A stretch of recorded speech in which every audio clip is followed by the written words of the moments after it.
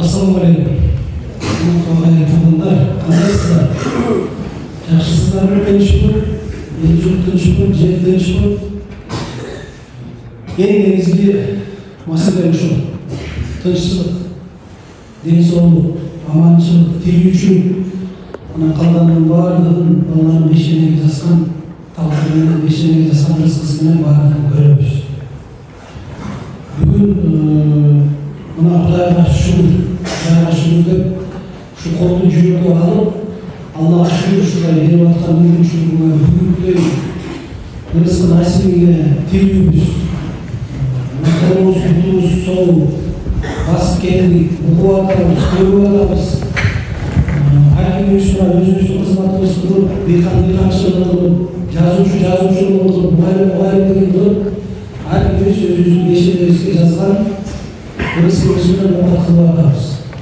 Ошого Аллага шүкүр келтирип, анын алдына карай Кудай буйрса жылышыбыз керек. Биздин негизги максатыбыз бүгүн мен түшүнөм, ар бириңиздерде көйгөйлөр бар. Бул айрыкча социалдык маселелер, мектеп маселелери, социалдык төлөмдөр, пособие, пенсия, башка дегенде түшүнбөстүк, ортодо кишинен түшүнбөстүктөр болуп аткан маселелер бар. Жерлердин берилиши, чектердин таратылышы боюнча маселелер бар, себеби бизге кайрылуулар көп келип атат. Биз бүгүн ошол маселелерди токтотуп, бир гана маселени тегерегинде сүйлөшүүгө сиздер менен келдик. Бул айыл чарба багытындагы иштер, жазгы талаа иштер. Мына Кудай кааласа жаз келип калды, мына жакындап калды. Кыргызда баягы жакшы сөз бар го. Өлмөгөн кулга жаз келе берди. Жазга жеткен адам Кудай буйрса кышка жетет дейт. Мына кыштын суук күндөрүн өткөзүп алды. Мына жазга талаа иштери башталган турат. Күздүн кабын жазда көр дейт го, күздөн түшүндү. Жазда кандай мээнет кылсак, жазда кандай эмгек кылсак, күздө ошонун натыйжасын түшүнүп көрөбүз. Ошон үчүн алдыңыздарга келип, губернатордун тапшырмасы менен атайын райондорго график түзүлүп, кыдыруу иштерин жүргүзүп атабыз. 3 күндөн бери ушу сиздердин Ноокат районундабыз.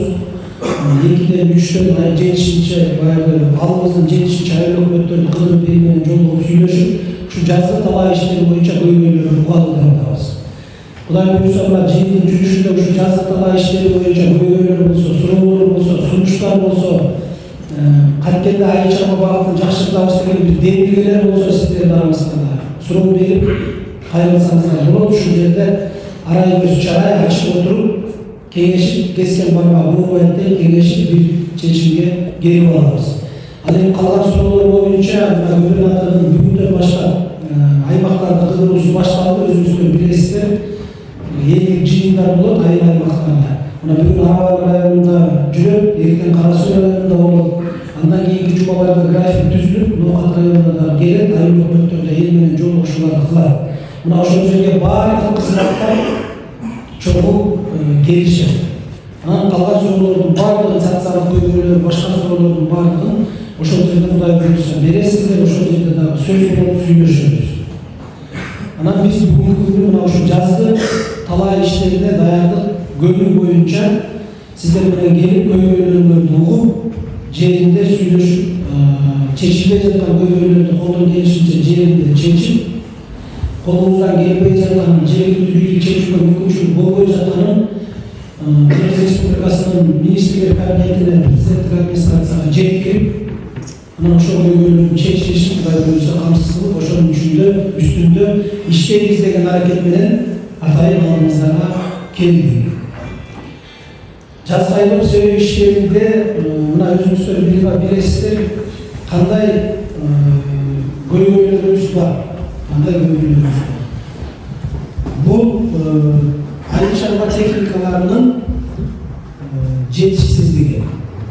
Айыл чарба техникасы жетишпей, айрыкча муниципалдык баягы билесиздер, Союздун убагында машина техникалык трактордук станциялар деп ар бир айыл өкмөттүн аймагында ошондой станциялар болуп, мамлекеттин техникалары иштеп турган. Азыр бүт бардык көпчүлүгү жеке менчикке өтүп кетти. Мамлекеттик деңгээлде, муниципалдык менчиктеги машина трактордук станциялар бар. өтө аз санда болууда. Жеке тараптар, жеке адам каалаган баасын коет экен, өзү каалагандай чыгып иштейт. Мына биз Аким менен кошо 2 күндөн бери ушул райондун кыдыруубуздун натыйжасында ушул элден түшкөн көйгөйлөрдү угуп отуруп, мына ушундай маселеге такалып, мына бүгүнкү күндө Ноокат районунун аймагында мисалы айрым жерлерде биз ушул трактористтер менен сүйлөшүп, ошондой трактору бар, жанагындай фермерлик чарбалардын өкүлдөрү менен ошо сүйлөшүп байланышсак, канчадан айдап атасыңар 1 гектар жерди, кандай болот баа, эл арасында кандай келет десек, айрымдар айтат 10.000 сом 1 гектар жерди айдоо дейт. Анан 10.000-дин ичинде ошо соляркасы ошо ичинде баа бар дейт. Анан биз таң калдык, 10.000 сом кандай 10.000 сом болот дейт. Ошондой эле жер айдоо башка областтарда дагы жүрүп атат, 1.800, 2.000, 2.500, 3.000 тегерегинде эле айдап келишкен мисалы, бубачы. Анан быйылкы жылы эмне үчүн 10.000ге көтөрүлүп кетти деген суроо жаралды. Анан тактап дагы сурадык, башка райондорго чыгып, башка райондун акимдери, зам акимдери менен сүйлөшүп, мониторинг кылып, айыл өкмөттөрдөн бирге дагы тактап бизге маалымат бергиле десек, кээ бир айыл өкмөттөрүнө, кээ бир аймактарда, райондордо 8.000 сом, кээ биринде 6.000 сом. Анан кээ бир жерлерде 4.500 сом. Анан отуруп бизге экономисттер менен эсептеп, эсебин чыгарып көрдү. Эсебин чыгарып көрсөк, мына 1 гектар жерге өзүңүздөр жакшы билесиздер, мына баарыңыздар дыйкандар отурасыздар, 30 метр тегерегинде солярканы алып жүрөт экен трактористтер. Туурабы? Айдаганда 30 метр солярка кетет экен. 30 метр солярканы биз бүгүнкү күндөгү базар баасы менен эсептегенибизде 75 деп эсептедик. Мына бүгүнкү күндө 75-76 болуп атат базар баасы. 2.5 сом акча болот. 2.000 сомдун ошол трактористтин өзүнүн баягы кызмат көрсөтүүсүнө койсок, айрым акысы бар, шаймандары бузулат башка болот, ошолорду кое турган болсок, 4.5 сом менен Аллага шүгүр жап-жакшынакай пайда таап иштесе болот. Анан азыр ушул көйгөйлү мына райондордун баардыгын Кудай буйрса кийинки жылда биз Өзгөн районун кыдырабыз, анан Кара Суу районуна түшөбүз. Ушул райондорду кыдырып келгенден кийин мен губернатордун алдына ушул маселени алып барам. Мына эл менен жолугушкандагы элдин көйгөйүн жакынкы эле күндөрдө мына 2 күн болду министрлер кабинетинин төрагасынын орун басары Төрөбаев Бакыт Эргешевичтин төрагалыгы менен жазык дала иштерине дарбарды көрүү жөнүндө жыйын республика боюнча. Анан ошол жерде дагы биз ушул маселени койдук. Бакыт Эргешевич ушундай маселе болуп атат, жерлерде баа ушундай экен, ар бир жерде ара башка.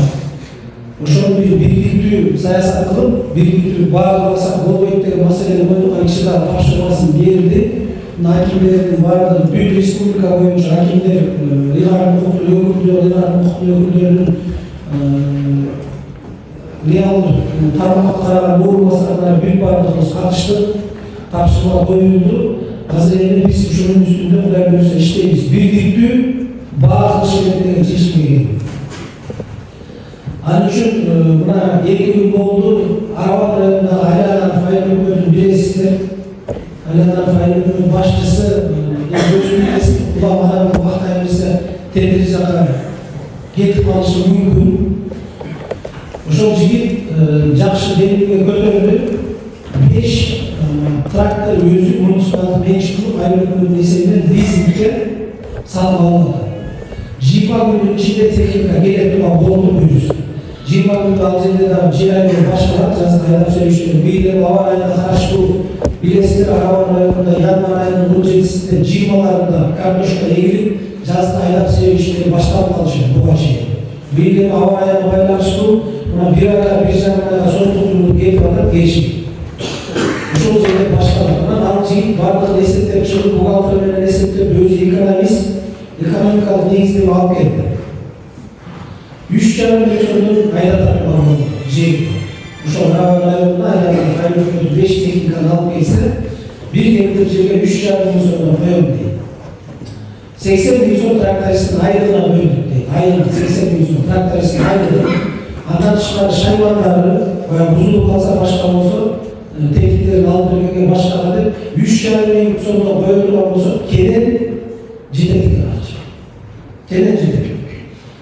Mana şu masaleni götürdüm, 3,5 yıl sonra Xitoy buyursa şu жаңы техникалар келсе koysa, jeke mençik adamlardagi özlerinin bahaсын ылдый düşüyor. Barbağımız pendeklerimiz pendeçilikle aldırad ekan. Adamlar şu jeke mençik texnikası barlar pendeçilikle aldırıp öz kalağında bağını koyup şu 3,5-4 yıl sonra 4,5 yıl sonra aydalan turgan жерlerin bahaсын 10 yıl sonra şöyle götürüp olanlar pendeçilikle aldırad. Şu adamlarga jeke mençik texnikaların barbağının bahaсын birlik turup birlik var koyup alarını basına düşürüp ошондой адамдардын ичине эсине келтириш үчүн мамлекеттик деңгээлде биз муниципалдык жанагы техникаларды алып ишке киргизбесек болбойт.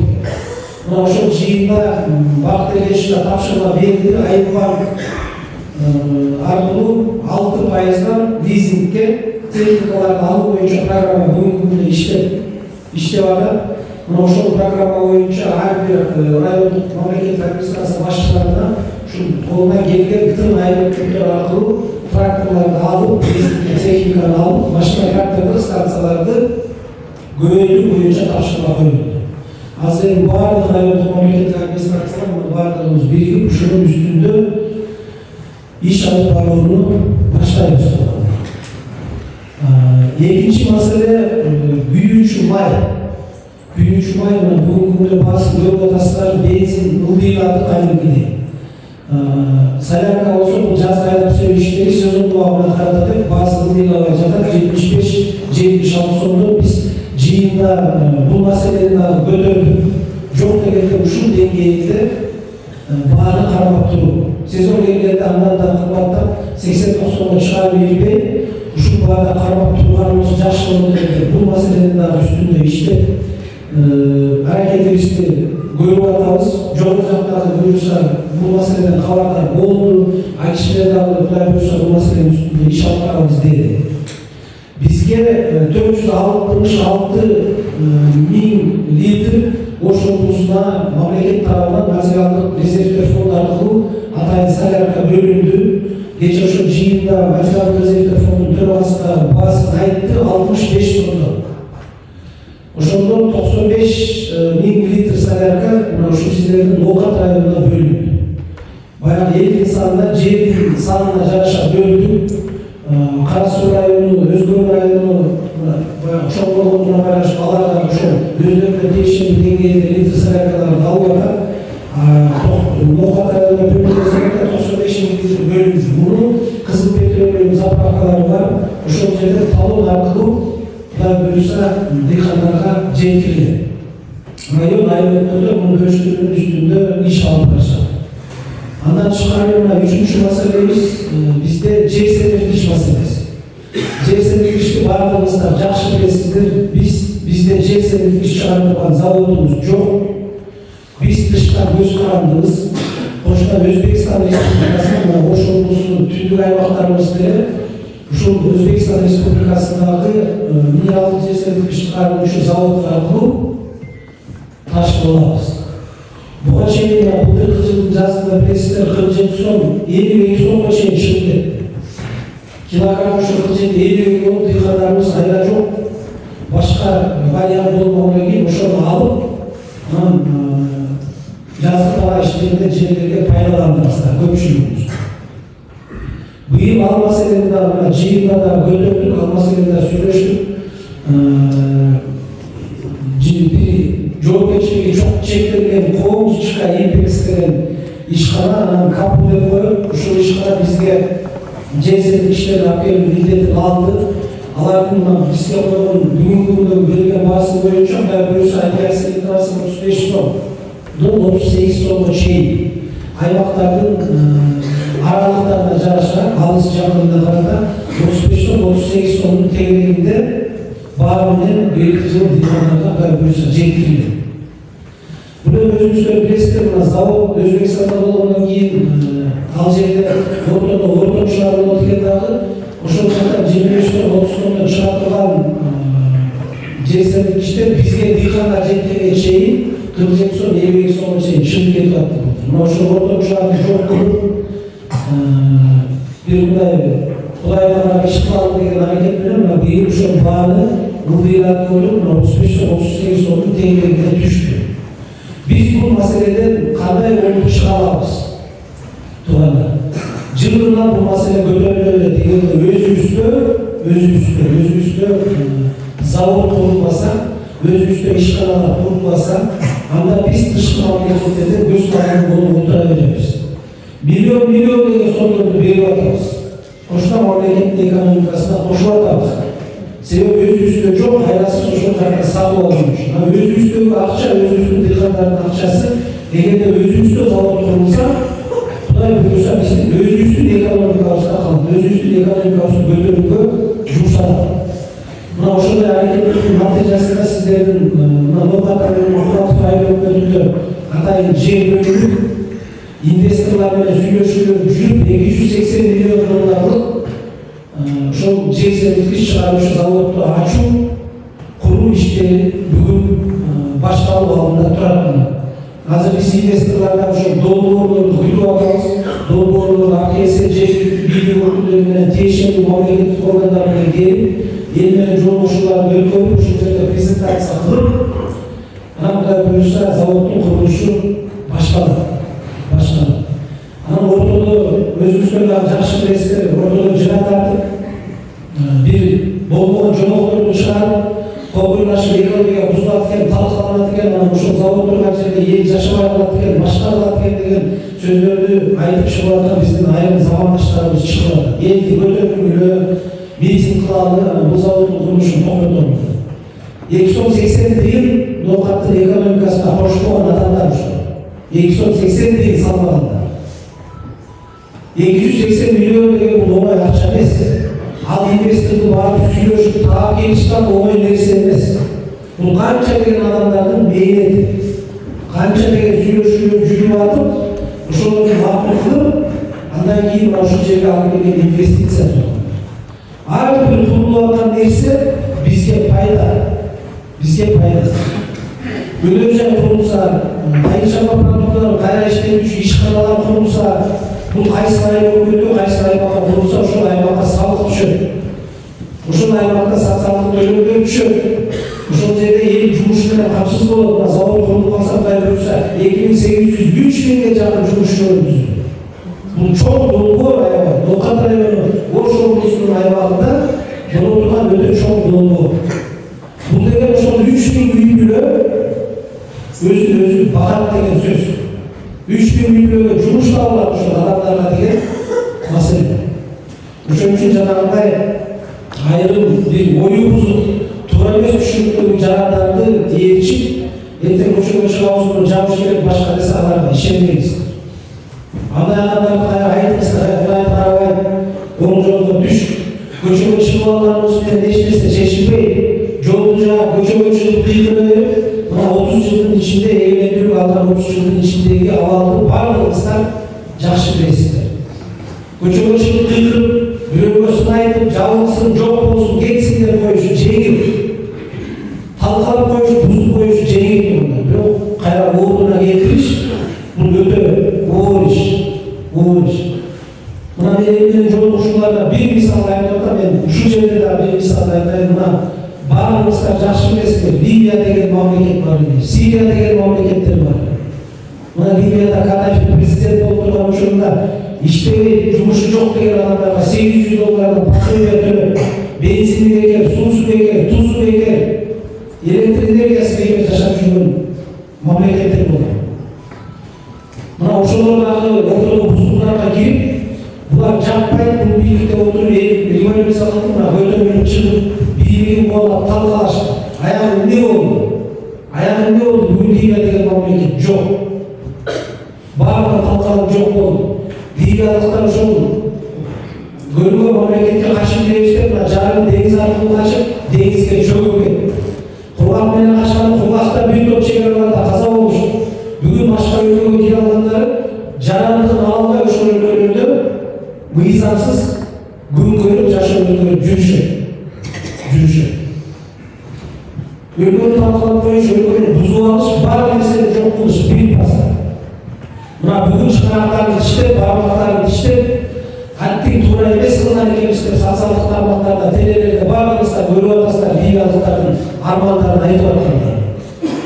Мына ошондой тышкы душмандарға, бузукларга алдырбашыбыз керек. Бизде Кыргызстаныбыз бир эле Кыргызстаныбыз бар.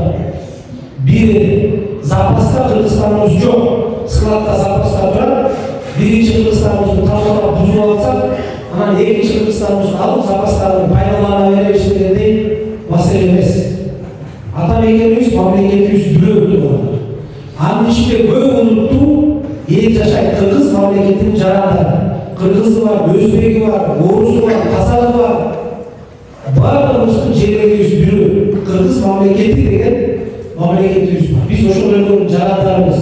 Алла Таала насип кылып берген мамлекетибиз ошол. Ошол мамлекетте ырыскы насип тийип, үй-бүлөбүздү багып жашап атабыз. Аны сактоо, көздүн карагендей сактоо турганда бийликтин эле милдети эмес. Бул ар бириңиздердин милдети.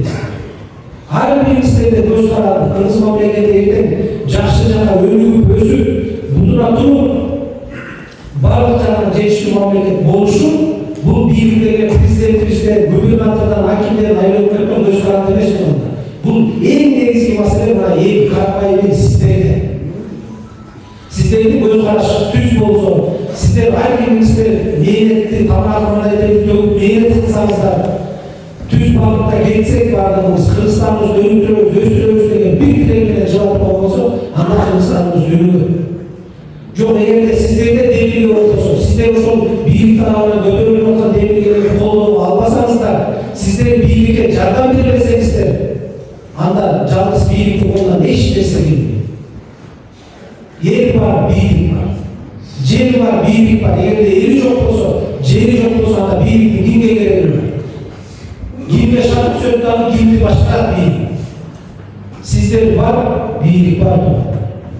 Мына мамлекеттик кызматта иштеп аткан айыл башчыдан, айыл өкмөттүк кызматкерлеринен баштап, бардыгыбыз сиздер тарабынан чогулган салыктын эсебинен айыл алып кызмат кылып атабыз. Биз жогу жакка отуруп алып, мен чоңмун деп өзүбүздүн чоңдугубузду көрсөтүп, жылуу кабинетте отуруп, жылуу креслода чалкалап отура бериш үчүн келген жокпуз. Биз сиздердин алдыңыздарга келип кызмат кыла турган адамдарбыз. Сиздер талаада болсоңуздар, биз талаада болобуз. Мына жазгы талаа иштери башкаса өтүктөрдү кийип алып, сиздер менен чоң талаага чыгабыз. Баягы мындагы жашоо болбойт. Чиновник өзүнчө, карапайым эл өзүнчө, эптеп колунан келгенин жасап, маселелерди чечишпей калат деген маселе болбойт. Мындан биз жараныбыздарда жүрүп, маселени чечебиз. Колдон келбей калган жагы бар, колдон келип аткан жагы бар, аны баардыгыңыздар билесиздер. Колдон келишинче жардамды кылабыз. Мына мамлекет бүгүн Кудайга шүгүр көз тийбесин, жакшы жака өсүп өнүгүү жагына кетип атабыз.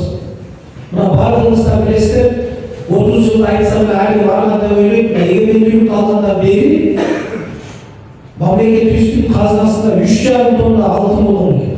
3,5 тонна болгон. Мына кумтөр иштеп атат 30 жылдын тегереги. Акыркы 2 жылдан бери 44 тонна алтын. Бүгүнкү күндө мамлекеттик эсебинде улуттук банкта турат. Акыркы жолу президентибиздин берген маалыматы баардыгыңыздар утуңуздар.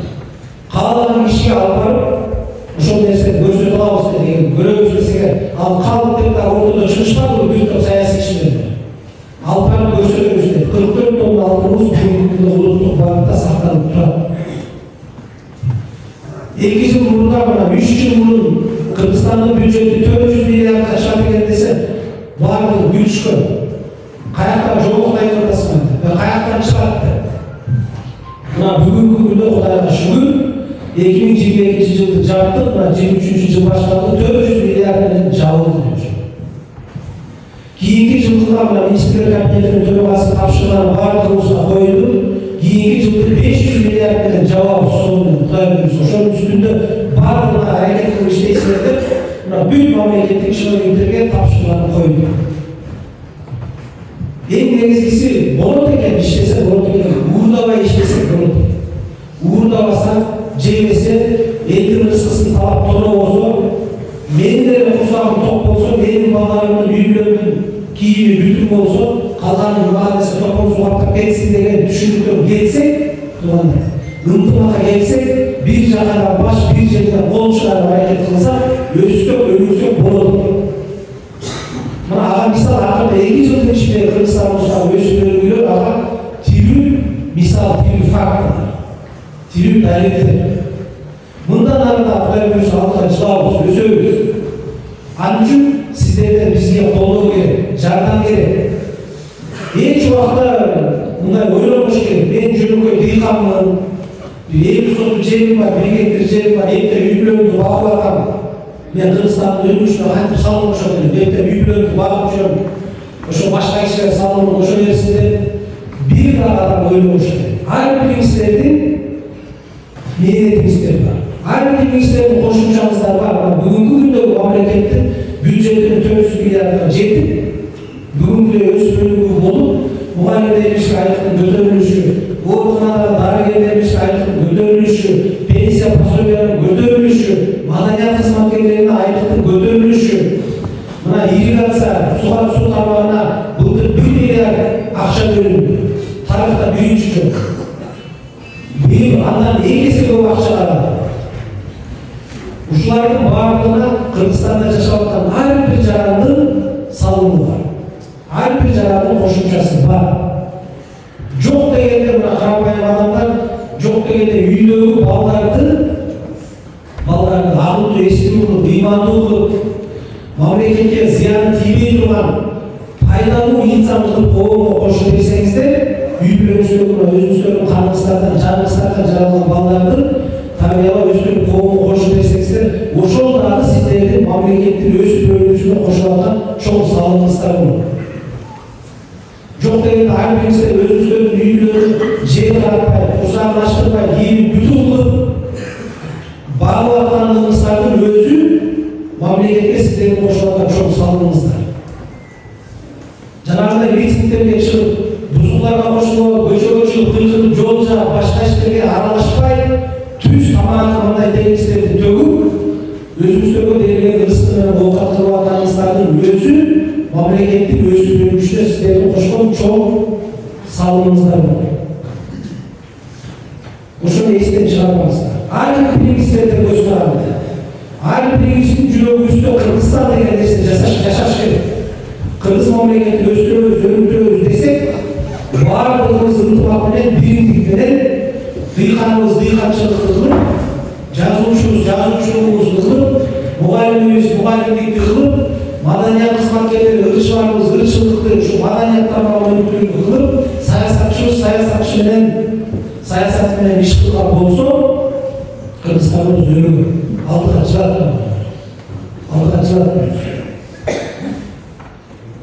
Мына биз жакын арада Атайын ошол Өзбекстан Республикасынын Андижан облусуна барып келдик. Акимдер барды, Айгыш Абайзаповдун башчыларын алып бардык, дыйкандарды алып бардык, үрөк чарбалардын жетекчилерин алып бардык. Ошол жерде тажрыйба алмашып көрүп келдик. Мына барганыбызда бир топ жакшы нерселерди көрдүк. Өнүгүү бар экен, өсүү бар экен, алга жылуу бар экен. Ошол жердеги жакшы нерселерди биз өзүбүзгө ала келдик. Ошолорду азыр ишке киргизип иштедик деп аракеттерди көрүп атабыз. Мына ошол жердеги элге барып, эл менен сурадык, жашоо кандай, кантип иштеп атасыздар, саясаттар эмне болуп атат десек, элдин саясат менен иши жок. Дыйкандар айтат, мына менин саясатым дейт, огородун көрсөтөт, 6 сот огороду болсо, ошо 6 сот огородун көрсөтүп атат. Мына менин саясатым дейт. Мен ушул жерде иштедим, үй-бүлөмдүн курсагын ток, балдарымдын кийимин бүтүн кылып, ушулардын камын көрөм дейт. Болду. Башка саясат менен аракеттене турган адамдар бар, мамлекеттик деңгээлде жетекчилер бар, ошолор аракеттене берсин дейт. Менин жада калса көчөгө чыгып, кошунам менен ушак айтышканга убактым жок. 1 жылда 3 жолу түшүп алгандар бар. 1 жылда 3 жолу. Аракет кылып, мээнет кылып, тамагымдайдын төгүп түшүп алып атышат. Ana şu 6 sotu жерден kança payda düşüp, eğer жашоо болуңузду деп сурасак, bir 15 milyon сумдан ылдый айткан иш жок. 1 жылда пайдабыз. 1 сезонда тапкан пайдабыз. Демек мээнет кылсак, аракет кылсак, иштесек, тамак кандай төксөк, бизде дагы ошондой жыгыштар болот. Ал жердегі адамдардың 3 көзі, 3 құлағы жоқ. Алар да біз ошол бетте 2 көздүү, 2 кулактуу, 2 буттуу, 2 колдуу. Аба ырайы ал жерде башкача эмес, биздин жаныбызда кошуналарыбыз биздей. Жердин шарты дагы биздей. Суу жагынан алсак бизге караганда алар да суу тартышып билесиз. Биз артында. Бизде алда канча артыкчылык бар суу жагынан. Ошондо да адамдар мээнет кылып, өздөрүнүн мээнети менен таап рызкысын жеп атышат. Мына ошол жердеги нерсенин баардыгын көрүп келип, биз аракетибизди ушул жерде баштап берип атабыз. Негизги максатыбыз эмне болду? Айыл чарба багытындагы Кыргыз мамлекетиндеги саясатты биз өзгөртүшүбүз керек болду. Баягы 30 жылдын ичиндеги кагаз менен эле өнүгүп өсүп, кагаз жүзүндө бай боло бергенди токтотолу. Фактически жашообузга өтөлүп, өзүбүздү алдабай кагаз менен биз байбыз, башкабыз дебей, жеринен баштап айыл чарба багытындагы саясатты өзгөртөлү деген максатты коюп, анан алдыбыздарга берип отурабыз. Мына буга чейин жакшы билесиздер, кагаз жүзүндө баардыгы жакшы. Айыл өкмөттөр районго отчет берет, район областка берет, область республикага берет. Анан эле министрлер кабинети президентке жөнөтүп, президентибиздин алдына кагаз барса эле укмуш кагаз жүзүндө. Жерлерибиз айдалган, тиги складдарыбызда, кампаларыбызда буудайга толгоп, элдин баардыгы ток жашап атат. Анан ойлойт президент кагаз жакшы экен. А практически биздин складдарыбызда эч нерсе жок болду. Кагаз жүзүндө эле баардыгын бере бергенбиз. Биз муну бир эле мисалын айтайын. Мына 2022 жылы биз мамлекеттик материалдык резервдер фондуна 7611 тонна буудай өткөрүшүбүз керек экен. Буга берилгенбиз. Айыл областка билесиздер, буга коюлган. Азык-түлүк коопсуздугун камсыз кылуу үчүн. 7611 тонна беришибиз керек болсо, биз болгону үйөн чарбалардан, дыйкандардан жыйнап төккөнүбүз 288 тонна болду. 288 тоннадан ашык албай койду. Үйөн чарбалардан, дыйкандардын баардыгын айыптап, базар баасында буудай 22 сом болуп атат. Материалдык резервдер фонду мамлекет 25 сомдон алып атат ошол буудай. 3 сом болсо дагы элге пайда дыйкандарга. Келгиле өткөрүлгөн десек, болгону 288 тонна буудай өткөрүлдү. Жок складдарда буудай жок. Анан ошондо түшүндүк. Демек, мунун бүт баардыгы кагаз жүзүндө эле жөн эле алдап жазуу. Бири-бирибизди алдап эмне кылабыз деген түшүнүккө келдик да, анан азыр өзгөртөлү деп атабыз ошол саясаттын баардыгын.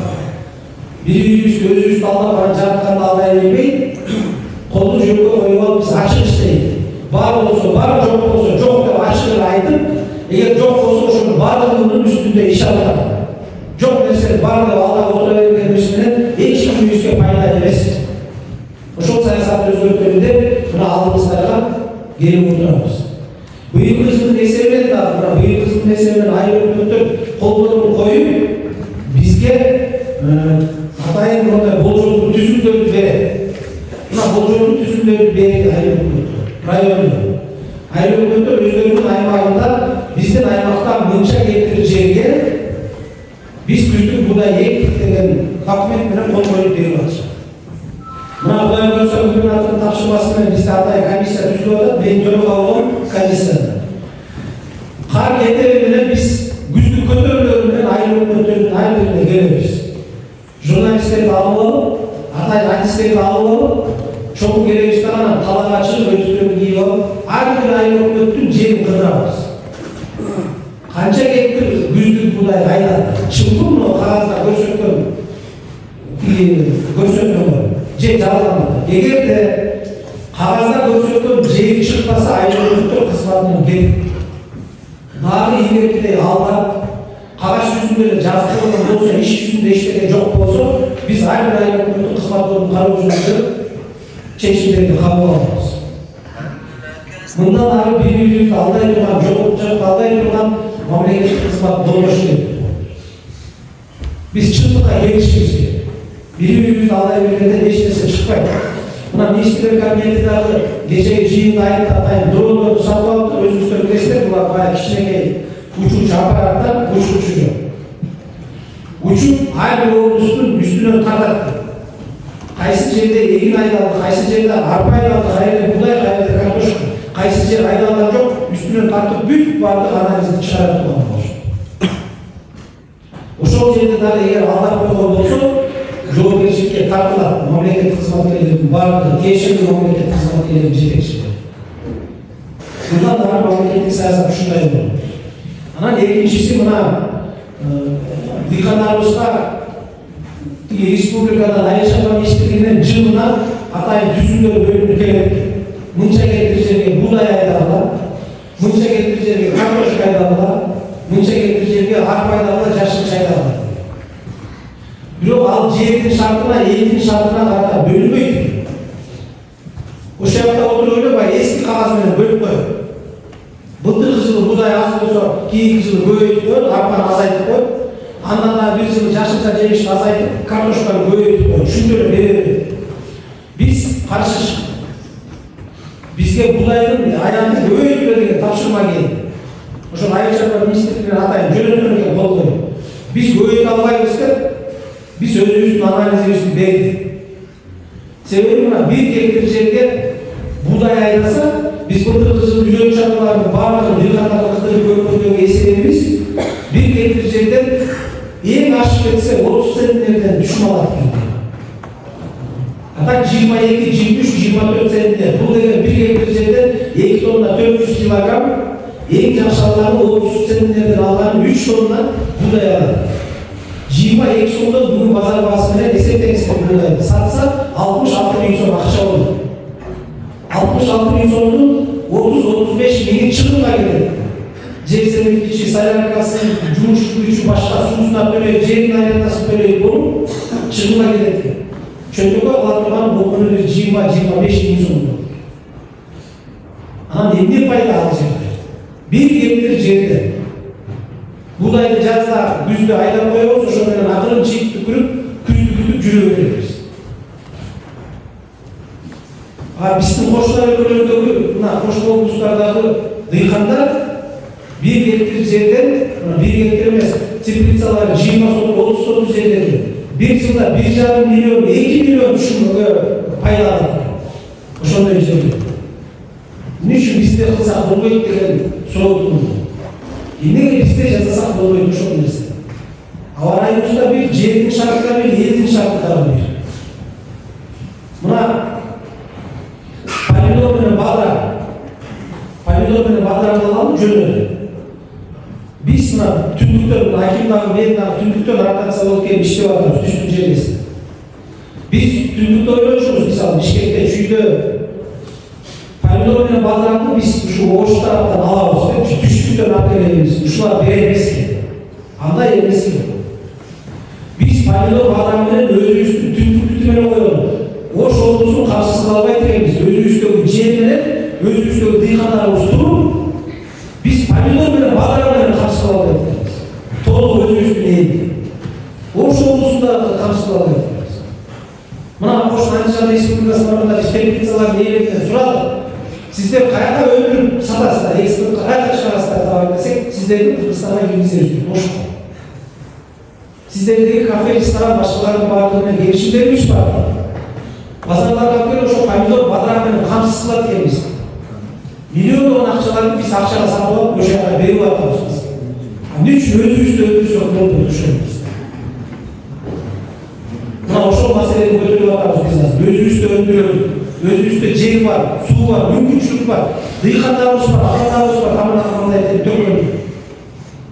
Биз бир жылда бир түшүм алып коюп, бедени эгип коюп, эспасетти эгип коюп, будайды эгип коюп, күзүндө анан күзгө чейин ошол нерсени күтүп, эртең түшүмү болсо болот, болбосо болбойт деп, мындай караңгы болуп жүргөндөрдү токтотушубуз керек деп атабыз. Жерлерибизди үнөмдүү кылып, пайдаланалы деген аракеттин үстүндө иштеп анан алдыбыздарга келдик. Туугандар, белгиле, биздин жалгыз колубуздан эч нерсе келбейт. Бул маселени чечүүнүн үстүндө баардыгыбыз жапатырмак иштешибиз керек. Көп нерсе сиздерден көз каранды, дыйкандар урматтуу деп алдыбыздарга келип атабыз.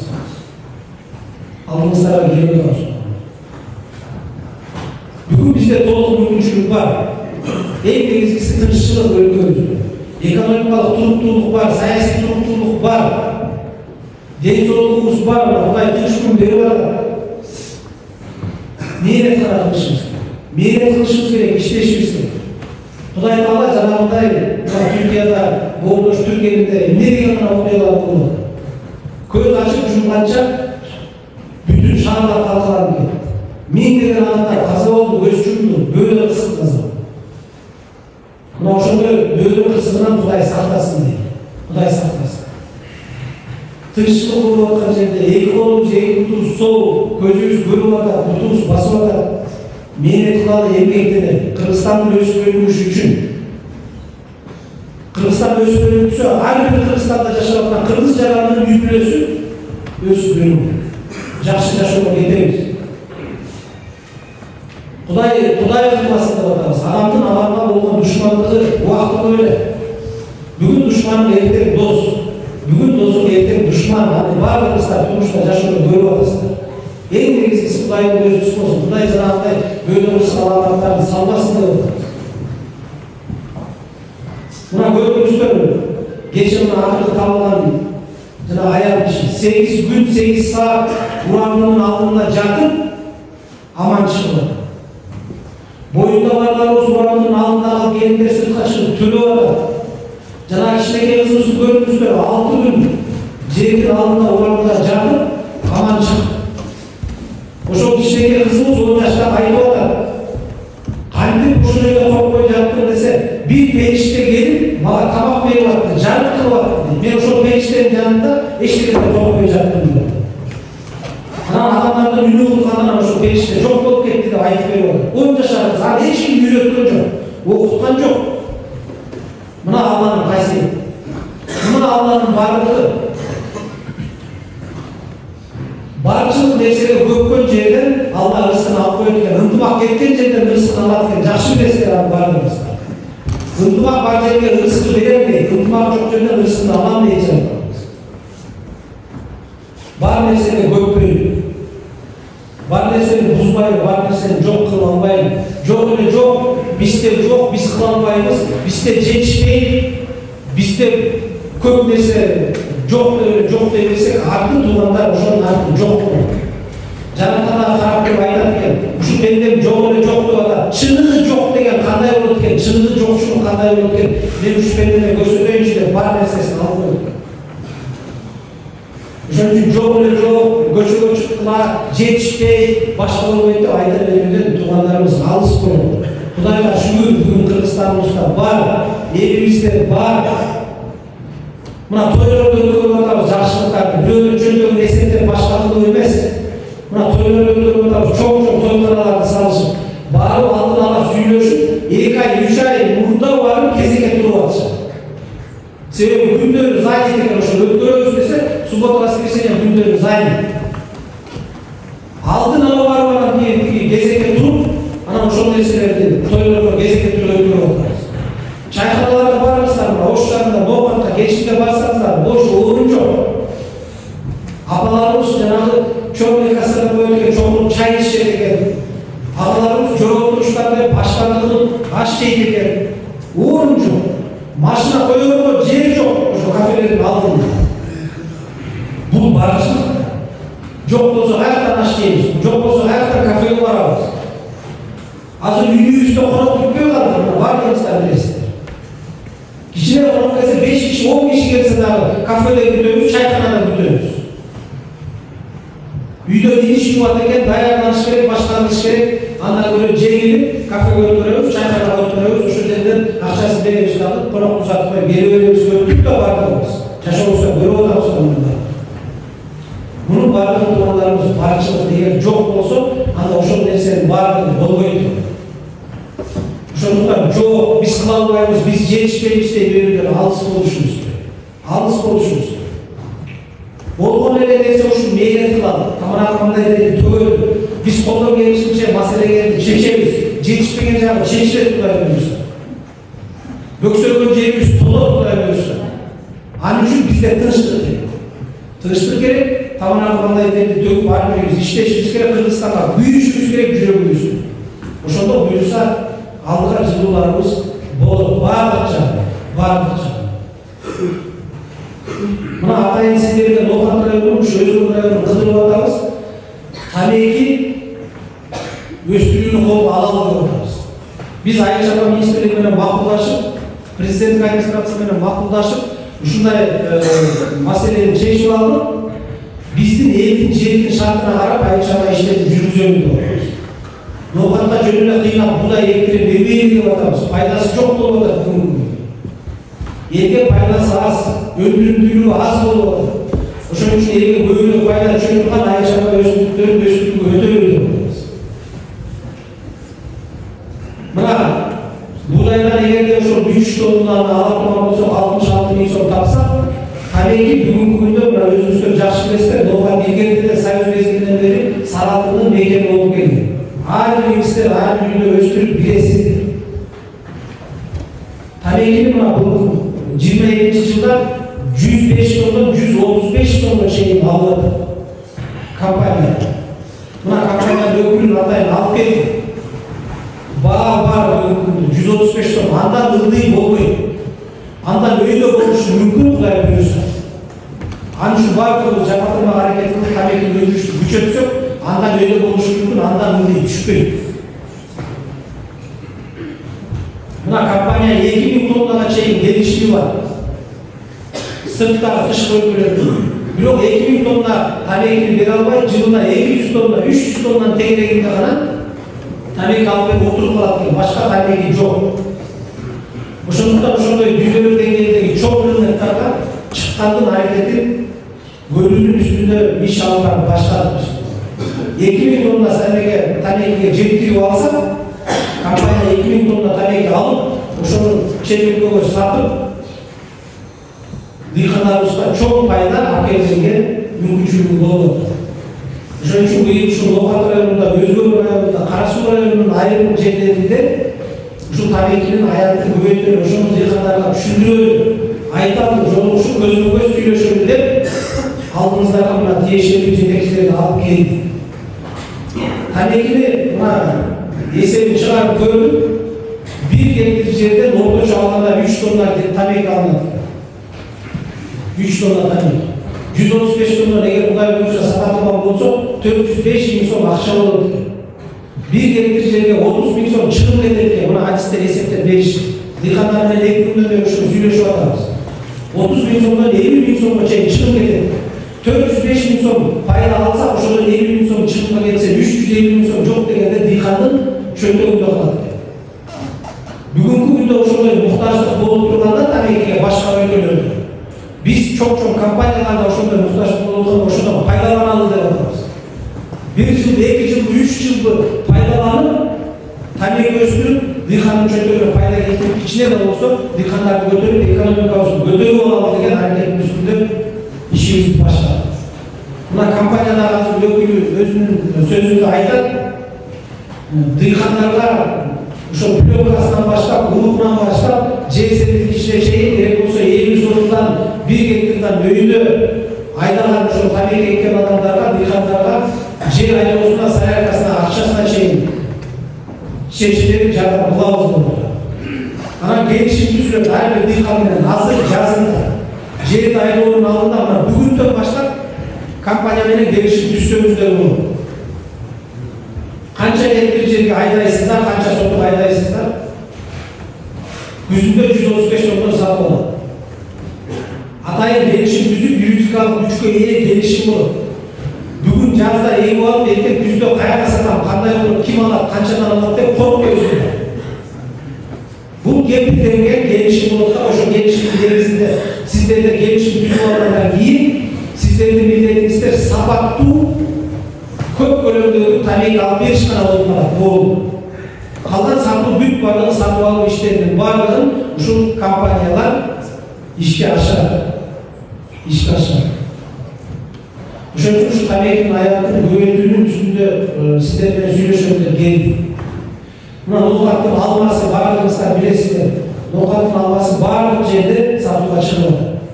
Канчадан саттык дыйкандар? Ошол алмаларды. Мына алма чыгаруучу цехтерибиз, заводдорубуз жок.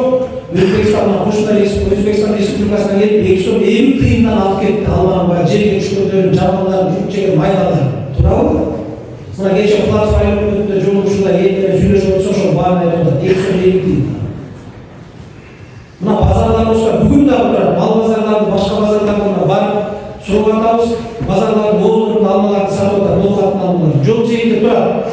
20 сом, 25 сомдон.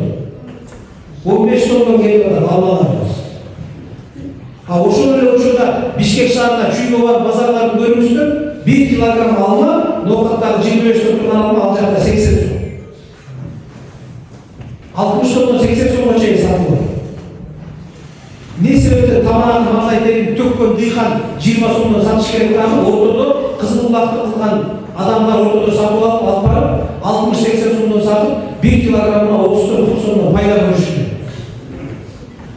Дыйхандын өзүн сатып алып чыгышыбыз керек болот. Бүгүнкү күндө негизги бөлүк. Бул үчүн Кудай буйруса мына губернатор тапшырмасы менен Кара Суу районунун тегерегинен азыр жер издеп атабыз. 8 гектар жер. 3 жерден вариант чыгып атат. Шаардын ичиндеги элге тоскоол болбой турган, жолго пробка кылбай турган, жанагындай жол тыгындарын пайда кылбай турган жерге дыйхан базарын ачабыз деген аракеттин үстүндө иштеп атабыз. 8 гектар жердин 1 гектар жери ошол жерге келген дыйхандар үчүн автоунаалары коюп турган натайдын жайы бар. Жолдун жээгине чыгып башка жерге койбой ичине автоунаа коюп турган стоянкага кирет. 7 гектар жеринде заманбап үстү жабылган, сонун жылуу болгон базар астында. Ошол базарга дыйхандардын өздөрүн алып чыгалы деп атабыз. Дыйхан өз өндүргөн товарды өз өндүрүп алып барып сатыкка чыгарсын ошол жерге коюп. Атайын орундарды беребиз. Ноокат району, Өзгөн району, Карабан району деп туруп бөлүп беребиз. Ошол жерге барып дыйхан өзү сатсын деп атабыз. 60-80 эмес, жок дегенде 50 сомдон сатсаңыздар дагы сиздерге да чоң пайда. Ошол 50 сомдон арзан алып аткан карапайым башка элге дагы пайда болот. Ошондо дыйхандын мээнети акталат. Жалаң эле бедеги, беспасет эгип алып, бурдай эгип алып, күзгө чейин карап жата бербей, малинага өтүшүбүз керек. Клубникага өтүшүбүз керек култунайларга. Мына базардагы култунайлардын баасын көрүп атабыз. 120 сомдон, 130 сомдон оптон чуркап издеп жүрүштү го мына жайда. Жерибиздин шарты бизге жол берет. Малина экенге да, клубник экенге да. Мына ноокаттык балдар демирге көтөрүп Култунай деген иштерде мына алып барып презентация кылышты. 1 гектар жерден 25 тоннага чейин алса болот экен. Ошол култунайдын сортун алып барсак, ошону өстүрсөк, ошого энергия кылып иштесек 25 тонна элестеттиңизби? 25 тоннаны сатсаңыздар кандай пайда мисалы? Анын үчүн ошол жанагы клубника менен иштеп аткан балдарга да айтып атабыз. Биз окутуу борборлорун түзөбүз. Мына тамекичилерге да айтып атабыз. Окутууларды өткөрөлү. Дыйхандын баардыгы жогорку билимдүү адис эмес. Дыйхандын баардыгы түшүнө бербейт. Ошол дыйхандарды бөлүп алып, аймак кылып атайын окуулар өткөрүлүп түшүндүрөлү деп атабыз. Кантип эгебиз, канткенде жакшы болот, кантип караш керек. Мына жана кокон киласкарды баардыгыңыздар жакшы билесиздер. Килограмм канча сомдон сатылат? Ошондой эле экенге өтүп. Ошондо бактарактарды пайдаланып, бактарактарды отургузалып. Ошонун үстүндө иш алып баралы. Аманат төгүп иштейли, мамлекетке берсин, мамлекет кылып алсын, мамлекет жазасын деген түшүнүктөн туугандар келишибиз керек. Мамлекет жалпыбыздыкы, баардыгыбыздыкы. Мамлекет кандай мамлекет болот? Бутуна турса, сиздер тургузасыздар. Сырттан эч ким келип оңдоп бербейт. Гүлстан аэропортундагы, мына Мирмахмудов аэропортундагы сырттан Арабандан же Таластан же Чүйдөн башка бирөө келип оңдоп бербейт. Кыргызстандын кошмо мамлекеттерге өнүктүрүп өстүрүп бербейт. Биз сырттан мамлекеттер үчүн көз каранды, ошолордун көзүн карап карыз акча сурап отурган мамлекет болмогубуз алар үчүн жакшы. Тикелеп бутубузга туруп, башкаларга карыз берип, жакшынакай жашоодагы биздин өзүбүздүн колубузда. Ар бир пенде өзүнүн жашоосунун устасы. Жакшы сөз бар, билесиз. Пенде мейилине жараша жашоо керек дейт. Аракет кылсаң берекет дейт. Жаратканда айтат, аракет кыл, пенде берекетин берем дейт. Эгер алмауыш оозума түштө эле мамлекет бериш керек, айыл өкмөт бериш керек, аким жардам бериш керек деп жата берсек, анда эч убакта өнүкпөйбүз, эч ким жардам бербейт. Себеби мамлекет ар бир жаранга жардам берип жетише албайт. Mamleketin андай mümkünçülüğü yok. Antip her bir tarafına candan bir tarafı. Mamleketin ösürülmüşü için buna sizler de göz kararlı. Her bir diykanlar, buna oturan adamlar, her bir sizler de göz kararlı. Sizin Mahmudov'un ölmüşü, Gülistan'ın ölmüşü, Doğukan'ın ölmüşü, Oğuz Ordusu'nun ölmüşü, Cavapsı'ndan anlamda Kırgız Mamleketi'nin ölmüşü, özüşü buna varlık olsan sizlerle bizde göz kararlı. Onun için düz alıp varlık düz bir tamamen tövüp niyetli oldu, eğerge düz minip işleşimiz gibi. İşleşimiz gibi. Buna cazlıca geldi. Cazlığın günü bir gün küzgöt edildi. Bir gün geçsek, bir gün işlemeye olsa, bir gün canlılıklı uşağa gidip göçöde yürüyüp alsa, anlar hiç yok payda tapmayız, payda görmüyoruz. Hazır göçü böyle her gün göçöde söyleşip kaldı. Burçta duramız. Amerika'dan başlayız. Amerika'dan Almanya'dan başlar. Beycan Putin'e geliyor, sana ayarını verip atan bayısını bütüyoruz. Bütün uşak söz. Al antip koyuptur, bu mitik koyuptur. Tigi kızıl kiyip alıptır, bu yaşlı kiyip alıptır. Tigi buğa jarda vermedikken bu karabaycada degen söz. Şunun bağırı taşlayın, canlılıklı taşlayın. Medeniyetke götürün. Sizler medeniyet kılsanızlar, biz daha boşun için jardan veririz. Hareket kılavuz. Göğünün meselelerini çeşmeyin. Anda hazır buna sözlü, tabii ki algı boyunca ona işgalan öykülü, kançı bu jigit akevesine verelim, bu jigit daha hazır sizlerge düşündürüp versin. Kanday negizde jardan verir, kanday negizde satıp alır, kanday sorumluluğu olur. Şunun vardır, düşündürüp verirse, sizlerge sorumluluğu olsa, fikirler olsa, Ayşe'nin dönüntülü demirgeler olsa, sunuşlar olsa, uyalmasından, tartılmasından, turmalı aydınızlar, uşun cevde çekişi alalım vardır. Salmaslar doğalar bir anlık bir denilmiş, olsa bayek. Bizim deniz işimiz tanıyabiliriz. Hayraşlar'da eksport boyunca işleyiz. Yerlerden satı olan tanıyabilir hayradan işlerinde temin tasarılıp eksport kılavuz. Biz 2015 yıldan geçtik yıldayız. 2015 yıldan beri sizlerin baş mühendisleri biz Gresya'da eksport kıldık, İtalya'da, Bulgarya'da, negizin Rusya'da. Oşunda bizge bizim tutukluk hatalarımız var. Özümüz olun namlardan keyin büyük kışılmışlığı koyuyorlar. Turbazi için, Tanya Turbazi için içeriden verseniz de bazı bizde klientlerimiz var, işe düştü, ücret olmaz. Eksportlama üretimi şiddetli. Biz Kızılya'da televizyon kendi toksuzluğum var, onun boşluğu olmuyor orada. Bir iki yıldan spokojno eksportlama geçiyoruz. Ama ben sizlerge yazıp derim, bugünkü gündeki uzatmaşıylarsa eğer temelli güçlü olsa biz kontratlar düzgünde dayarız. Hazır Daimler Tormazı'da ayıp etti, kontrat planlar dayar, biz köy oyunda tüm özellikle doğru başladı, İlhanlar'ın geçmişi sorarız. Güvenliğimiz dayar, bir güvenliğimiz var, kırmızı özgürlüğümüzde biz kanday, birinci, eğer bin temelli kim olsa okuyondan beri kontrat sürülür. Etap bilen eğer temelli kim olsa jet terifinde hamsı var. Gümrük şubacılarsa eğer eğer üstünden yoldan geçse ayrı olarak akşamlar canlı yolda yaparız. Negizden sizlerden bir yerde ayıp etti, bizim doğru ülke alacaktan Kırgızstan zakon bilen ülke alıp şehirde korkmayı tekrar insanlar olur eğer kalırsa olsa. Negizden de usul bizim masarımız. Biz sizlerin işlesini dayarız. Eğer bağlarına ayıp etti, 405 yılında 1435 yılında için ikinci buradaydı aldı. Abi Cumhurbaşkanı Senat'ın ödülümüzde bazı nasıl oldu? Özümüzde bir daha vardı. Sana mağarada esete gelince açıklık var. Abi Cumhurbaşkanı hocasına sokağımızda Senat'ın ödülümüzde dayarız.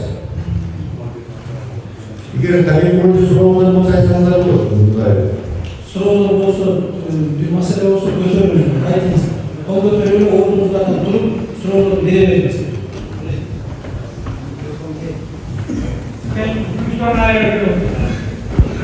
Тамаки бойынша естен құратын келді. Осы енді тамакінің малдағы жебе, инсандағы жебе. Bu gelişimin üzerine niye katkı ediyor? Çünkü başımızda öteceğiz. Her öyle ortada şimdi yakacağız. Kapırsa tarlayacağız. Ucumuzda başımızda. Duruşumda vakit olmadı. Ben 93 yıldan beri tanık işteyim. Hatta situasyon şunda en yaman şunda. O şoları sistemiyle politikal gelişim istiyorlar. Eğer tanıkizlerde bu parçayı kirlesin, eğer tanıkizler satalar olsa size son komisyonda olduğu жетпейді ма? Ошол келишимде жазылган.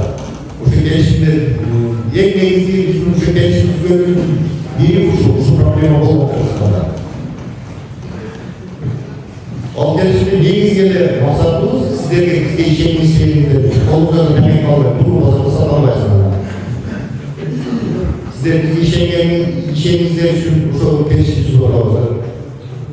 Biz kampanyanın ardımızda turabız. Bugün sizlerge gelişim düzgün koyuyorlar. Ana dedik sen eline kılsan özünü değil kamerada özünü sürüyor şu an diye bahsedelim. Çok. Biz o için gubernatörün tapşırmasının alınmışlara geliyorlar. Bu da buyursa başının ayarlanacak özünü kılavuz. Alınlarınacak en negizgisi sizler tamamen aldığı olmuştur. Buna kampanyanın ödülleri 50. yıllar alınan uçurlar, mayınlar arasında taş salıp, toprak salıp bölümün tarafında böyle düşüşü var, sallanma böyle düşüşü. Şurada olaylar olmalı. Çok meseleleri salçıyor. Bana kızın yerleri var, cennet tasarrufu biz gayra açıp, tazalap ayarının için çıkarmadan kayradan ufak yönetmeye Şurada olaylarda olmalı. Sizlerden gelişim düzgünlüğünden giyin, sizlerden bir edese olup soranmış. Sabahtu köp bölümlüğü tabi öldürüp ister. Doğru. Allah'ın biz tarafından düşürmüş. Bunlar sizleri gelişim düzgün olarak bizde Allah'ın başı gelmeyi. Sebebi sayıldığı alanda bilesler, tabi köp olur. Kalanlarda kalanlarda böyle. Bugünkü günde tabiiye muhtaçlık çok ülkelerde, çok firmalarda, zavodlarda ayağına güçlü. Şunun için Allah bizden tabiiye sorular. Bizim Kırgızistan'ın hangiçleri, Oğan'ın tabiiyesinin ilgilerden beri sapatı canından hatta yaşı bağlanın cümleli. Ana başka bayacağının öyle ümidi üstü, yüz böyleydi. Bolu, aldan ketsek, bilsek, almaya gözücüler, ümitsiz, yalnız şeytan. Ben de bağırlık ümit menece şeytan. Yakşılığa ümit kılıp, işte başlayalım diyorsun. Öldürüp, gelişimizi işleseniz küzünde eğer uçlar almaya koysun, başkanlıksa, oyun kılsa, canayet aldasa, biz de bunlarda Cumhurbaşkanı tarafından toplum mümkünlüğümüz var. Onun için bu firmalarla işe geldiği için, bu adamla işe geldiği için sizlerin alınızlara gelip köpüşlükle biz sunuşlu olamadığımız. Bu sizlerin kıyma olmaz, varlığına tabii gereklidir. Bu sizlere sunuş. Uşul tabiiyle östürsönüzler, bunları görürse жерden жақсы пайдаланасыздар, ниетіңізге қалада қалмай, чөлдеріңізде ішіне күзде жақсы ақша түсіп, жашау жақсырақ деген sunuşundan алдыңыздарға келіп отырмыз. Клубниканы егіп деп отырмыз, майына егіп деп отырмыз. Жөніне баяғы күзінде, жазында егіп қойып, күзге шейін қарап-қарап, күзінде сатып беріп тұрған бұлай жерді қолдан келісінше үнемді мақсатты пайдаланады деген sunuşты деп отырмыз. Барлығы жойылды. Su, taza suları, suat suları bunları memleketin munisipal menşe, memleketin menşe yönetti. Bayağı jeke menşik espalar düzülüp, analar kalan jakkan kişisine su verip, jakkan kişisine su vermeye koyup başka bir mesele bunlar olmuyor. Ayrı hükümetlerin düzden düz milleti olur. Sizlerin talarının iç karaklarını tazalar, İçki kanallarını tazalam, su ve kamsız kılış ayrı hükümetlerin düzden düz milleti olur. Bundan daha biz ayrı hükümetlerden düz surayız. Ayrı hükümetler işte şu meselenin üstünde. Azından cerlerini alıp, harcılarını alıp, kanallarını alıp, bağlısına, bölümünün hareketini böyle olacak. Hani bu onda dışkı kanallarda olsun, su çarpma başkanlığı var mı? Daha öyle olur. Şu su çarpma başkanlığının bağlısını alıp, şu su çarpma başkanlığı bundan daha düzden düz, sunun gelişine cevap verir. Cevap verir.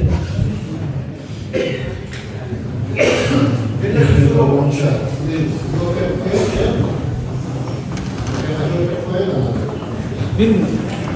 Hazır Türkiye'de şu teknikalarda yayınlanan kısımlar okunmak olmalı.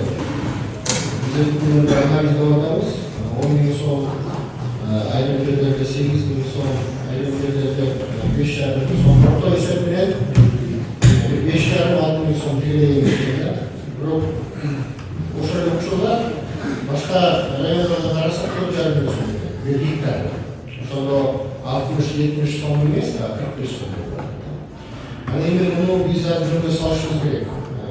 Eşkanda bir negizini okudursa, alınca bizim işli organlarımız var, hani tekşiririz. Biro, bir yıl geçtiği gibi, benim aslında çok gayet görüyoruz. Şimdi ne yapıyoruz şimdi? Ben de sürüştüm ayda bakmıyorum.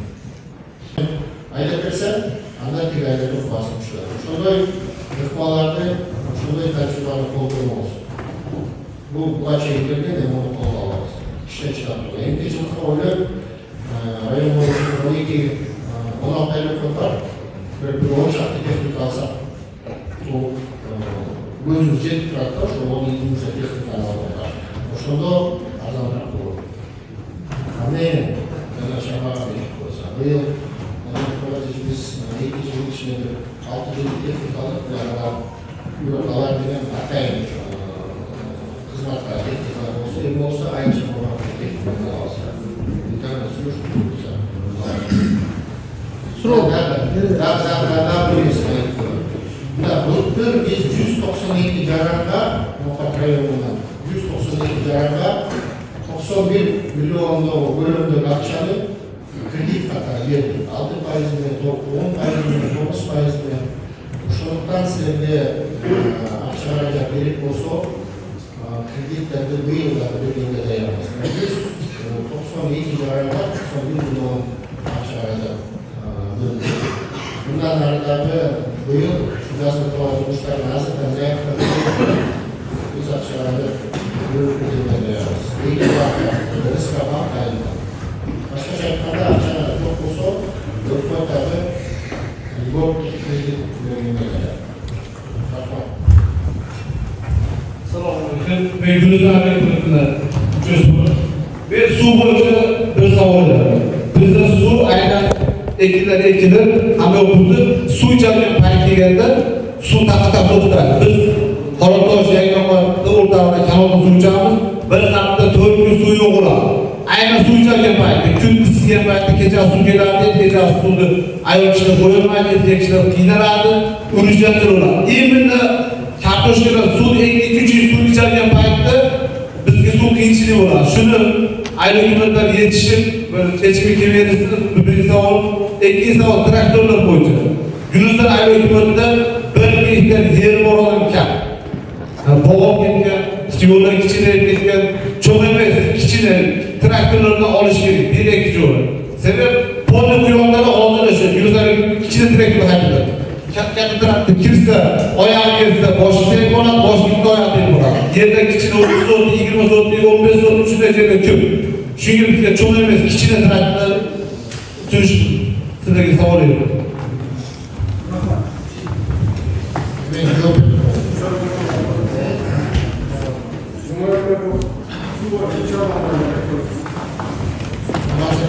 Birinci şu istediği şunu boğuşucu işte şunu koyup ondan değil ama su çarpan çok önemli. Bizde iki türlü kanallar var. Bu dışkı kanallar olduğu sektörü, bu içki kanallar olduğu sektörü.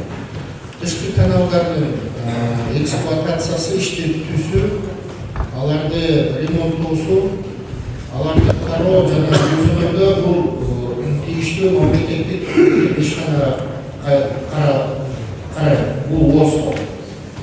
Anan çıgaralar var. Bu dışkı kanallar olduğu sektörü, anan içki kanallar olduğu sektörü. Ben medeniyet programı işten sözüne hoş koyayım. Bu şeyin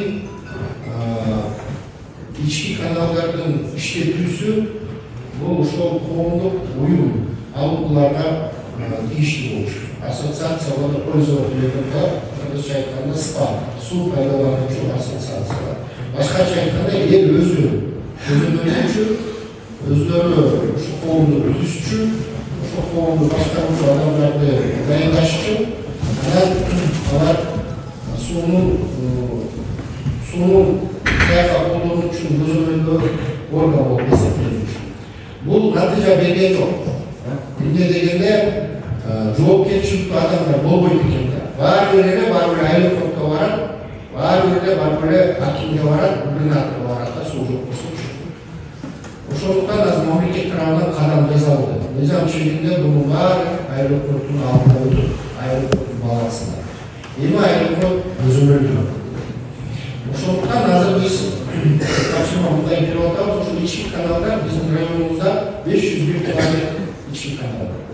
Ошонун баарын анализдеп, ревизия кылып, анан арыктан тышкарыдагы охранный зонасы бар да, ошолордун баарын паспорттарын алып, кептерин алып, аэропорт муниципалдык менчигине бекитип берүү жагын азыр иштеп атабыз. Муну ушуну кылып алсак, толук кандуу ошол арыктардын ээси аэропорт болот. Ошону акча каражаттары жумшаганга мүмкүнчүлүк болот.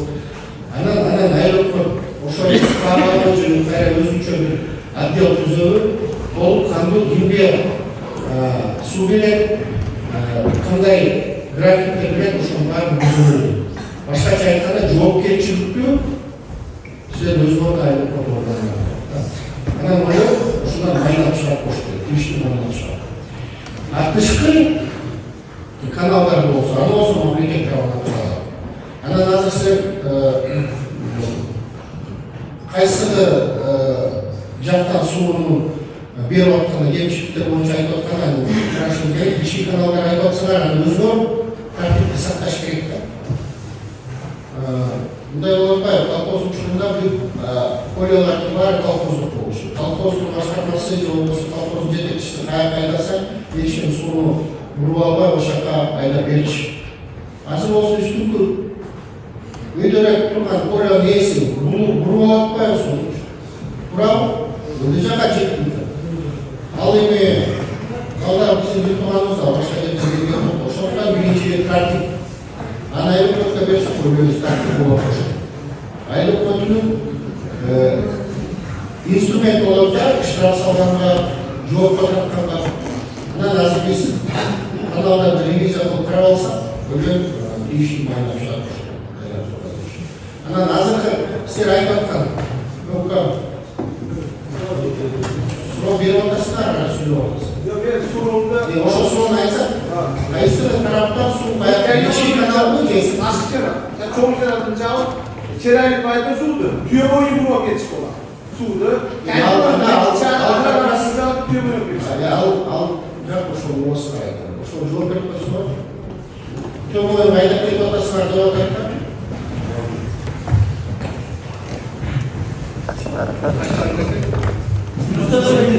Кызматыңыз енді аты жөнү үстү айтыңызчы. Мукаттын эски Мукат гидрокөлүнүн башчысы Арабаев. Бул канал бизде карайт, Кызылата рукавный канал 14 километр жерде жүрөбүз. Кайсы айда болду? Aslında iyyum, avgust'ta bu, çüyüz. Tüyo boyunca geçse, kışta akrabalar duruşa, tüyo boyunca duruşa aldı. Üçüncü de bulmuş. Cilde burası, bir daha bana ki altın boşluk duruyor, duralım, bana gel. Bu da rahatsız duruyor. Var mı? Bakmasın, sen çok olursun. Bu mesele ayva çok böyle cerrahta. Hayvanın susaklarca 40 milyon kub su oldu. Manında 40 milyon kub ulay basmandan 35 milyon TL'de su basar milyon kub. Yeni mesele buna da. Sen benim hukukusan kukar. Tasmin etmiyorsun. Size soralım, senin profesyonel başarılı etmezler. Hayvan susaklarca 39 milyondan 40 milyon susakta. Bugünkü günde 25 milyon kub var. 4 yıldan 7 milyon kub tutuldu. Bu su çarparası su kanallarının tehlikeli askerler etken suyun kanalı bu Nayman kanalına su başarılı kanalına koşulları gidiyor. Teritorial bir şey nedir? Tura. Biz o şurada özgür aymaklarda su çevrede bizi su çarpanın yeterçiliği. Ошол учурда аларда график түздү. Биз ошол ноокаттын суларын Найман суу ташкын беришке милдеттүү суу мамлекеттин менчиги.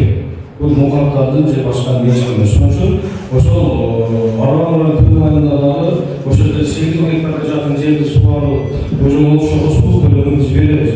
Бул боюнча жакшы суроо болду. Бул жакшы маселе болду да, бул жерде ошол мен да ушуну сизден өтүнүп кетем. Бул маселе эле эмеден башталат. Арман Төлмөтовдун пактажы. Булар жылда суунун көлөмүн эсептегенде күнүнө 3000 кубтан суу беришке болсо булар 5 кубтан беришет. Ашырышат. Анан баягы суунун көлөмү сапасы ауызга жете турган суу үйүнүн башына төгүп калат. 2 айдан суу көйөт. Булар областка баягы барып топлом сала берет. Анан кийин суунун графигин сакташка турган бул сууну көзөмөлү Ош бассейнинде атайын ишканасы бар. Ошол көзөмөлдөрдө ушулар Европалык биздин да сууну жыгат. Бул өткөн канал Айпаттан Найман каналына кесип Айпаттан. Ошон үчүн бул жерде биз мындай болбой турган үмүт бар. Себеби азыр Найманда суу көлөмү былтыркыдан 2 миллион, 3 миллионго өлкө жетти. Болгону ошо өйөтөт. Болгону дайна турган ушуну бирдей көлөм алыш керек. Аларга 3 кубтан берет, 5 кубтан беришет. Найман жетекчилиги ушундан 2 жолуна өзүнүн шарабын кетирип барат. Ушуну менен көзөмөлдөсө, ушул суу көлөмү проблемасы болбойт. Нормадан ашша берип коет да, суу Найман суу өткөз тасыштар, гидропостон. Арман көрөп коет. Төмөй 2 түшүм боюнча. Анан бул жерде өзү 8000 гектар башка турган болсо, күнгө 12000 гектар майна суу берип, башка эле суу алышат. Анан ушуну бизди кысып беришет. Бул жерде маселе жаралат. Анан эми мамлекет саясаттан сууну беришке милдет болот. Бияктан эл, аяктан ушул Найман эл болот. Биз суранышыбызды график бар, бөлүгү бар, ошол карап берсеңиз болот. Анан ошол кетип калат. Биз өзүбүздө аракет кылып атабыз, бирок баары бул областтан же областтын маалыматына өзү айтып, башкача айтканда графикти жана бизге берүүчү көп деп атат. Айтылган Мен düşündüm boyunca hazır bizim arasında oturup жазып жақындығы кейінгі келатқан жобалардың ішіне Аралан районындағы, Анқарат районындағы тиісті жетекшілерін су сақтағыштың жетекшілерін барып шоғыртып мәселені шешеміз. Қалайыққа келтіреді. Суда я Петрович бұл еме орталықта шармағат ештеңе саясат құралы Yes, also. Шайлова тізіміміз тиешесі бар болады. Сондықтан берсін бізге керекті бір жұмылдайды бар, Төмөй 2 түшүм болот, ошондой. біз суның үстінде тұрамыз, сумен қолдың албаймыз. Оның жағына тұрғанда, мына мен үшінді тұрайын. Söyleşiyoruz, içeceğiz. Vardı da su. Бирок буга азыр биз ишке аба ырайы жылыганда баарыбыздан мөлчөрлөргө чыгабыз, арыктап тазалайбыз. Анан четте калып кетпейлер, макулбу жардам бербей чыктылар. 501 километр бар. Аны жалгыз айрыкмыкты Жакимге же Оңдашка барып калдырып койгонго чыктылар, Субботникке чыктылар. Макулбу өзүнө ички каналдарга чыктылар, жардам бербей.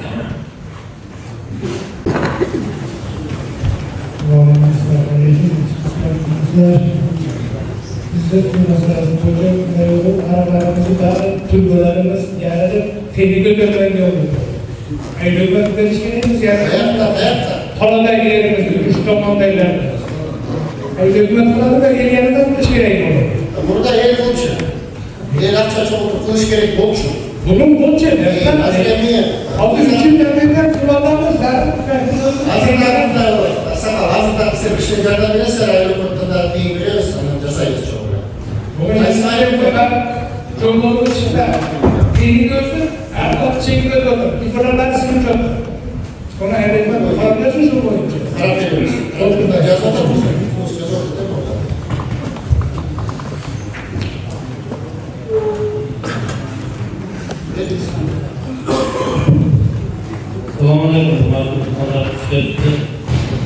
Men bir makbul hükümetin aralarında ayrılaştırıldı.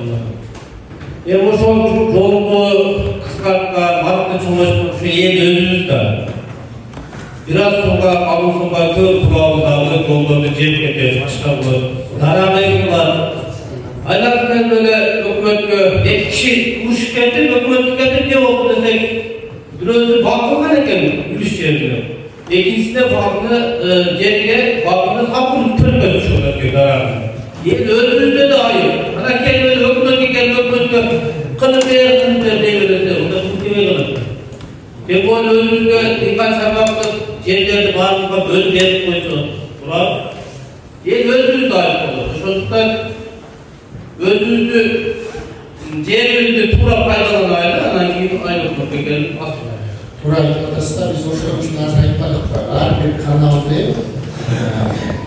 паспортун алалы кетидин алалы ал жанагы арыктан тышкарыдагы охранный коргоо зонасы бар охранный зонасы ошондагы жана биздин туугандарыбыз алып туруп деген арык менен алып алган бул алса болот атпайсың мына биз деген арыкка казып атабыз да барып трактор келет скорпион келет да барып тиги буалып калат да тиги киргизбейт менин жеримде арыкты акалыбыздан калган менин арыгым дейт да караса лотоктун так түбүнө бактарды эгип салган ал тамырлары лотокту тешкен эч ким көзөмөлдөгөн эмес азыр ошонун баарын мен кожоюнун аныктап айрым кожоюн болуп ошол коргоо зонасы арттан 2 метр болсо 2 метр бошотуп берсин 3 метр бошотуп берсин анан трактор келип басып анан биз жол салалык десек жылып алгансыңар арык салалык десе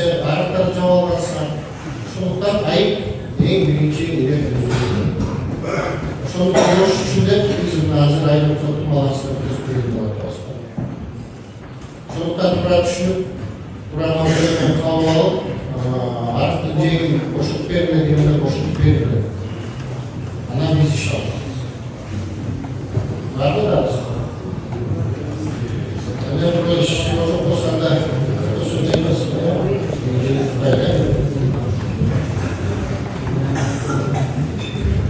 Endi buna kıymetli tuğanlar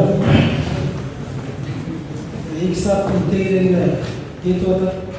Yürütüp sözleri ayırtıp buna söyleşip ne öyle birbirimizi düşündük bana.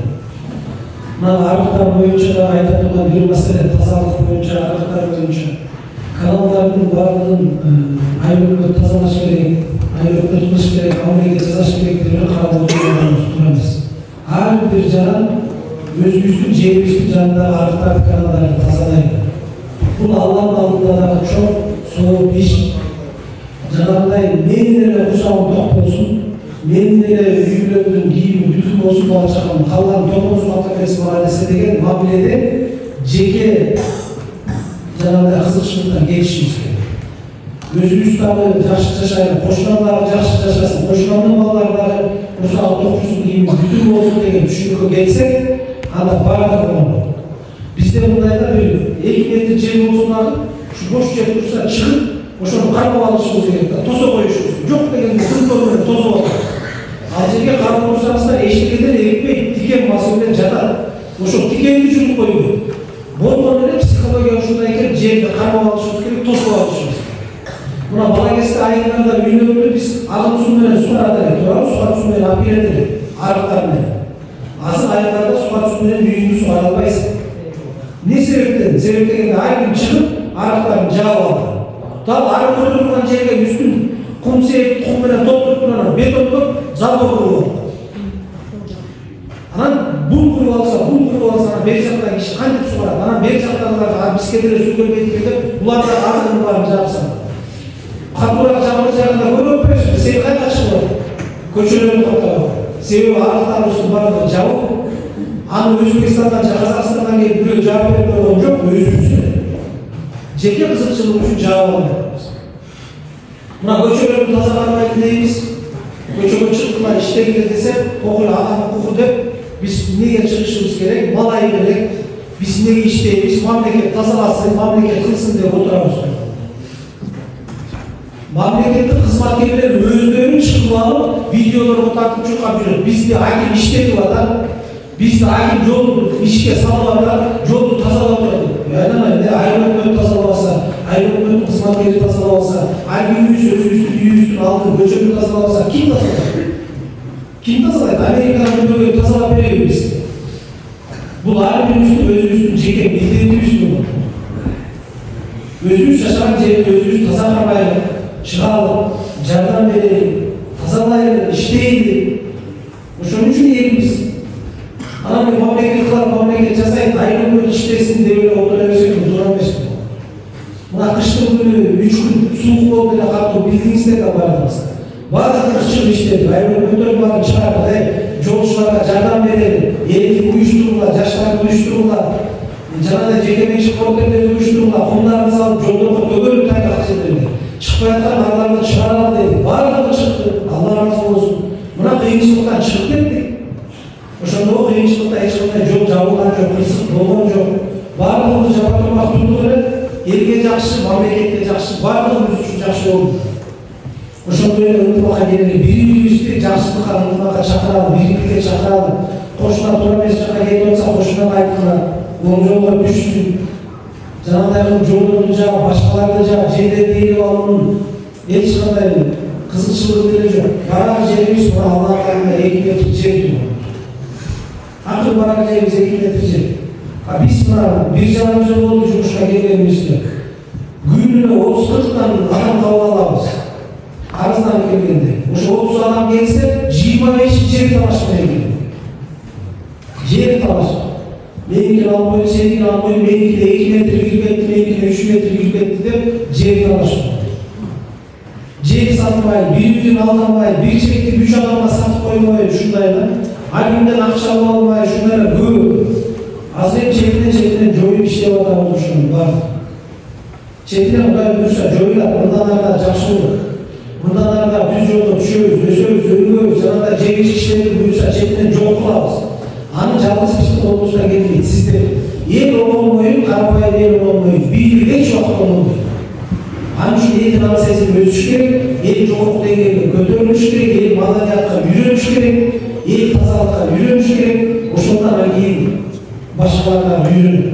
O şundan birlik başına yürünün, kısmatlarlar, memleketli kısmatlarlar, Cenab-ı akça almayalım. Akçalı ayrımda satmayalım, ayrımda rızkısını ceyeyelim. Anı için Karabağ'ın özümüz, jakşı jağa özgürüşümüz. Özümüz barı beri koyuyoruz. Şunu jaza beri koyun şuna. Mizamsız olsa da şunu eğitip, mizamdaşına koyun şunu akşam alıp deyip özümüz beri koyuyoruz. Men gezek koyuyoruz, aldılar öyle koyuyoruz. 100 ton almaya elektrik jaz beri koyuyoruz, şu taraflarında özümüz beri koyuyoruz. Ana belgedeyin alıp bekleyin. Ala koyup, buna göktörü karmalıdan özümüzde koyuyoruz. Ne degen okuyorlar olmuş. Çünkü varlığımız onların canlılar cihetine bayıklarında öntümaka gelir. Birge, Kırgız memleketi birge götürüyor, çünkü birge götürüyor, birge bölüşüyor, birge canlı cevap götürüyor, çünkü şehir olur, yalnız adam götürüyor. Yaşı olursa olmayın desek, var bir olmuşsa. Olmayın, Tura mesketi olsan cevap olsa, Tura mesketi olsan pende olsa, adam olsa pende olsa, canlar Tura caha sağlanır, gökçülük göz sağlanır. Tura bakıta getirdi, memleketlik dengeli Cumhurbaşkanı memleketlik sayasının her birimiz koldan kurtlar aldı, kötülüğünü cardan verelim. Sizler de bizge işe giderek cardan verin, koldan verin. Eğer de sizler koldan işe verip, cardan verip, bizim devletleri koldan canımızla götürüp dursalar biz bundan daha iyi 100 ese jakşı hareketini işleyenge biz söz veriyoruz. Çoğu Kırgızistan'ımızı götürüyor, ayrımızı götürüyor,